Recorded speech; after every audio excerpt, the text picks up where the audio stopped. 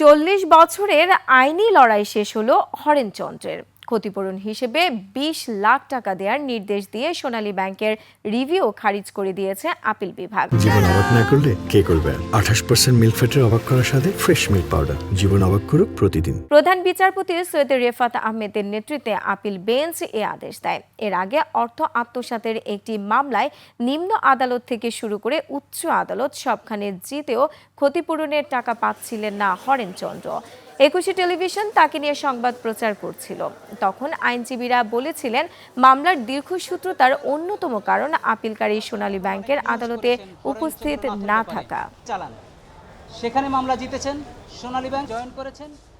এরপরে উনি সোনালী ব্যাংক ওনাকে 20 লাখ টাকা দিবে ক্ষতিপূরণ বাবদ, এবং এর ফলে উনি যে ওনার চাকরির দায়দানা নিয়ে রিট পিটিশন করেছে হাইকোর্টে, ওই মামলাও চলতে আর কোনো বাধা রইল না। আমি পারিবারিক এবং সামাজিকভাবে খুব লাঞ্ছিত হয়েছি এবং খুব অপমানিত হয়েছি। পারিবারিক এবং সামাজিকভাবে যে আমার ক্ষতি হয়েছে সে বাবদ আমি মামলা করব, ক্ষতিপূরণ মামলা করব।